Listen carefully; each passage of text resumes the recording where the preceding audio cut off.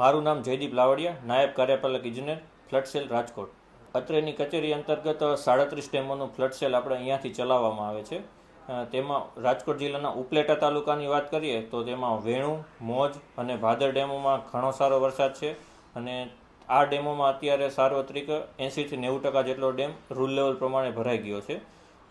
પછી અહીંયા આપણે આજી 3, ન્યારી 2 ડેમોમાં પણ ઘણી સારી આવક થઈ છે. તે ડેમોમાં પણ સ્થિતિ 85-90% જેટલો ભરાઈ ગયો છે. બાકીના ડેમોમાં 30-40% જેટલા અત્યારે રૂલ લેવલ પ્રમાણે ભરાઈ ગયા છે.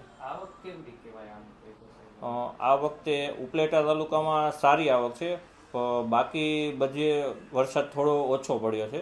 એસ પર નજીકના ડેમોમાં ન્યારી 1 છે, તેમાં 50% જેટલો પાણીની આવક થઈ ગઈ છે. બાકી જે આજી 3 ને ન્યારી 2માં આપણે વાત કરીએ 85-90% જેટલી પાણી છે. બાકી સોડવદર, ફોફળ એ ડેમોમાં પણ સારી આવક છે. ગત ચોમાસા કરતાં અમુક જગ્યાએ ગત ચોમાસા કરતાં પાણીની આવક ઘણી ઓછી થઈ છે અને બાકી ઉપલેટા અને આજી એ ડેમોમાં આપણે રેગ્યુલર ગત ચોમાસા જેટલી જ પાણીની આવક થઈ છે.